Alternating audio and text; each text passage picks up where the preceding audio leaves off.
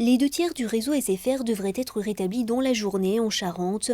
L'opérateur travaille sur le rétablissement des lignes après l'incendie qui a endommagé l'antenne relais de Saint-Saturnin. Le tiers restant du réseau devrait être rétabli demain en fin d'après-midi. Le robot des pompiers utilisé lundi soir à l'intérieur de la cathédrale Notre-Dame de Paris est fabriqué à Étré, en Charente-Maritime. Cet engin tout-terrain est aussi multifonction et c'est là son atout. Équipé de 4 caméras, de capteurs de température, de phares surpuissants et d'un canon à eau, il est piloté à distance, ce qui lui permet de prendre des risques à la place des humains.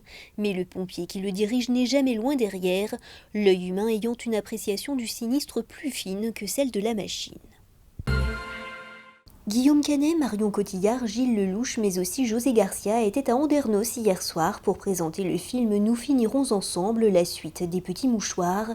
Plus de 400 personnes avaient fait le déplacement pour assister à la projection. Le film, tourné sur le bassin d'Arcachon et notamment au Cap-Ferret, est diffusé en avant-première en Gironde. Il sortira dans les autres salles le 1er mai prochain. La 557e foire au jambon de Bayonne a débuté aujourd'hui avec le traditionnel concours du meilleur jambon fermier. 200 000 personnes sont attendues sur ces 4 journées.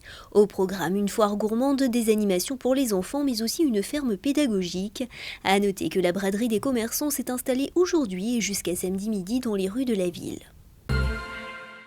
C'est un atelier pas comme les autres qui se trouve à Pressas dans le Lot-et-Garonne.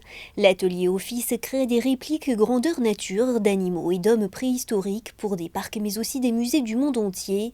Des animaux en pièces détachées partiront d'ailleurs prochainement pour Dubaï.